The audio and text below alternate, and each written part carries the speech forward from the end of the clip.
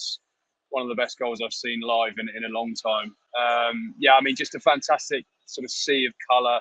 Not full, I have to say, sadly. I mean, that is a crime in itself. You think about how many people would want to see Brazil in a knockout World Cup game. It's an experience. It's an event in itself. But still, there was sort of a sea of yellow dotted all the way around the stadium. The samba music started early on from the first goal, and then basically carried on, all the way through the first half, punctuated by those 4 goals. Yeah, a privilege to be here, really. And the second half ultimately just became about managing the game through. So thinking about the quarterfinals, taking Militao off on the yellow card, and getting some valuable minutes into Neymar, giving Martinelli a run out. It was all just come down the gears, having been so slick and smooth in that first half. James, I'm curious on your opinion, specifically in that first half. What do you think was it that just clicked? Because obviously, in the preview, Kay and I and the guests, everybody, our colleagues here at ESPN, were thinking, Ale Moreno, etc. We're thinking, what? Brazil are going to go out for blood here. And that's exactly what they did in the first 45. But I think it was more than just, Neymar's return. What did you, seeing it live, watching it live, what do you think was the key factor to this magisterial victory, specifically in that first 45? What was it for you that you saw in that first 45 minutes? Well, it's the speed of the passing, really, because what they were able to do was to get Rafinha and Vinicius in particular, and obviously Neymar, into those attacking positions early with space. And if you give those players space, they're going to destroy you. And that's exactly what happened. It was the speed. They play with a very high defensive line, so they sort of suffocate the opposition anyway. But when they move the ball quickly, suddenly these really skillful players have got time, and all they need is a fraction of a second to go and deliver. And that's what they were doing. And also it's when things flow and come together like this, it's about correct decisions in the final third, isn't it? It's about execution and timing, and that's what you saw, particularly obviously for that third goal, the interplay, just everybody. It's as if you were playing a video game and you were controlling the players. They were playing how you'd want them to play. If it was one person controlling it, and when they're thinking with sort of one brain like that, it's just devastating to watch.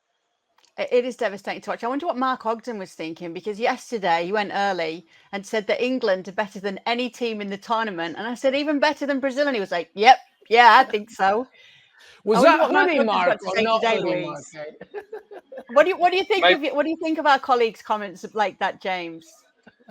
Well, maybe Mark had a drink at lunch. I don't know. It's possible.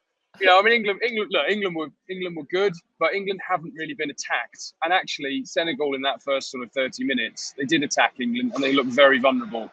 And if Senegal could do that, with the greatest respect to Senegal, particularly missing Mane, obviously, think about what Brazil could do. I mean, no one needs to think about anything more than what Kylian Mbappe in France could do on Saturday, as far as England is concerned. But no, I mean, look, I've had Brazil as my pre-tournament favourites. I haven't seen anything really to change my mind, and really tonight only reinforced it. Obviously, with the greatest respect to South Korea, it felt like a bit of a game too far for them tonight, and they're going to be tougher tests for Brazil coming. Clearly, potentially a semi-final against Argentina, although Holland are going to give them, the Netherlands are going to give them a very tough ride. But I can't have England as favourites. No, I just, they're not a country that beat big nations in knockout football. They've never done it. They've never done it outside of Wembley. So, that is a major historical barrier they've got to overcome. And then, and when you watch Brazil go and play like that, and you sort of think about the pre-tournament form of players like Harry Maguire,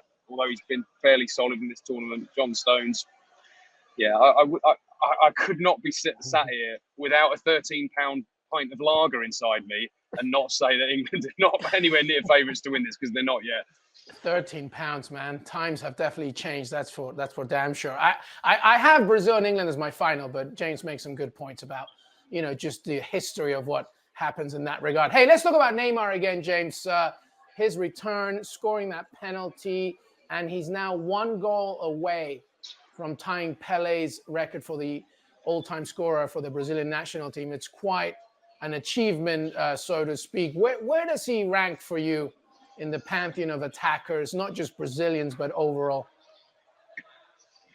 I think he still has some work to do to be considered there with. I mean, he doesn't have the relentless goal record of a Messi or a Ronaldo, but there are very few players of his generation, or any generation really, who can make a top side dance in his tune, and that's what they did tonight. He was the orchestra, and when he delivered, he was conducting the orchestra, and when he delivers performances like that, he's up there with the very best we've seen. I mean, I just think he's not quite on the Messi and Ronaldo level yet for longevity, for consistency, and just the goal record alone. But I mean, for flair players, I mean, remember he's been injured as well. You think he'd give him a bit of space, thinking he might be a bit rusty tonight, but he looked as if he'd been playing every minute of the tournament and absolutely bang sharp. So, you'd expect him to actually get even better from it. If he can define a World Cup for Brazil, in these latter stages, then that really does move him into the very, very highest level of all-time greats. So much swag in this. Like, if you just saw, like you were talking about that first half, Louis, so much swagger in this Brazil side. Neymar back in it as well. Obviously, a big deal too. And I feel as though, once again, it's like when we were watching them when we were all growing up, that side of the 90s that we would be so excited by. And it feels as though they're the neutrals choice then when it comes to that. When you look at this fact that many people will go for Argentina because they love Messi so much, it's hard to root against Brazil as well when they bring this joy to the game, when they bring this joy to the celebrations too. Do you agree, LME? Yeah, 100%, Kay. You kind of took the words out of my mouth, and that's why I wear Phenomenon. That's why he's one of my childhood heroes, teenage heroes. To your point, the Brazils of not just, the 70s, which is arguably one of the greatest teams the game has ever seen, but also the 90s and 2002. And it's why actually when I joined ESPN back in September, I wanted to write about Brazil, and I wanted to write about this national team, and why, there's so much, I guess happenstance that could happen in this particular tournament. The fact that it's the 20-year anniversary since they won their last one in 2002. To me, Brazil growing up, you took it right out of my mouth, Kay. Like, to me, Brazil growing up is just magic. It's just royalty. It's everything that you want in the game. The passing, the scoring, the flair, from Denilson to Roberto Carlos and Romario, Bebeto, and then you move up to Ronaldo Phenomenal, to now, not just Neymar, but Vinicius Jr., Paquetá. They bring out everything that you love about the game. And we can talk until we're blue in the face about stats and X's and O's. But when you see Brazilians play, it's this, you might as well replace the World Cup match to what they, the streets of Rio de Janeiro. Like, that's why we love this sport. And, I love the fact that they went up to Chiche and started dancing. I don't care what anybody says. They feel this game, this sport within their blood, and it's everything. And it's so intoxicating. And to be honest with you, I want, if we have England going far, obviously from a personal connection, we want that to happen. But I want Brazil to bring back that magic, and I'm glad that we saw it today. Yeah, I tell you what else is a bit of a good omen here. Neymar and Vini Jr. both with a goal and an assist today. The last match where two Brazil players had a goal and an assist in the same match was in the 2002 World Cup. And Vinicius Jr., by the way, just very quickly, Vinicius Jr., remember, it wasn't too long ago when he was being, whether it's, you call it a racial motivated comment or anything else, the fact that he wanted to make a statement, he wanted to not just entertain, but he wanted to make sure that everybody knew, if I'm dancing, it's because I'm celebrating everything that I love about this game. So I'm so happy for him today. Yeah, great to see. Did you like that, James? A bit of Chiche dance. Oh, hang on a minute. Mina Kimes. Brazil, Mina! I have a family. Oh, Mina, I'm so sorry for you and your mum as well. I know. Poor Mina. I know. Those who don't know, Mina Kimes, of course, a colleague, of South Korean descent. Her mother is a massive South Korean fan, massive Heung-min Son. And obviously, she was like, Brazil, please take it easy. So I did. I have to say, when the penalty was given, which let's be fair, was a bit soft.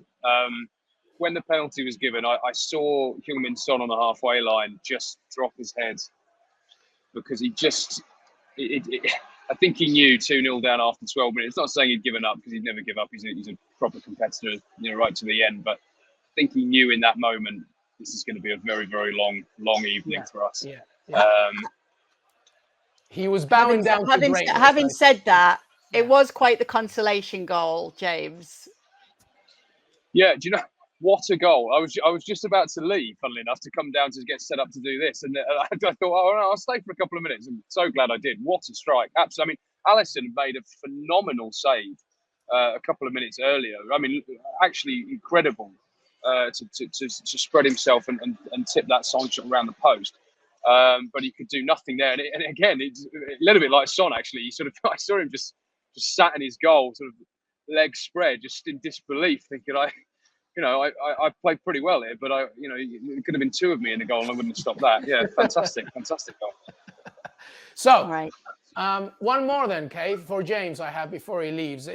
Brazil will, do you think the Croatia matchup, obviously Croatia will prove to be a different type of opponent, but how do you see them doing against Croatia? Do you still see them, as we were talking about, going to the semis and then the final? How do you see this matchup against Croatia? The semis is a different matter because I think it will go up a level no matter who they play. I'm not sure that Croatia have really got the legs to keep up with Brazil if they can play like that again. If they can reach anything like that level of fluidity and control in the game. And I remember coming on here the first game Brazil played when and I'm talking about the level of control then. There isn't a team I've seen play with that control. Maybe at times England, maybe at times. But I think, Brazil, if you combine the control they've shown with the quality of football they've produced in attacking players, I just don't see how Croatia are going to live with them, really. I know it's a boring prediction, but I think that's where we are. No, I agree. It was the game in 2014 when they opened up. It was Brazil against Croatia. Brazil won 3-1. 2 goals from Neymar, 1 from Oscar. The goal for Croatia was a Marcelo own goal, and it was. Do you remember this? It was the first occasion in a FIFA World Cup history in which an own goal, which was also the first ever own goal scored by Brazil in World Cup finals, opened scoring in the tournament. So there's a bit of history between the two sides. That's great stuff, Kay Murray. Thank you very much for watching ESPN FC on YouTube. For more highlights, analysis, and exclusive content, be sure to subscribe.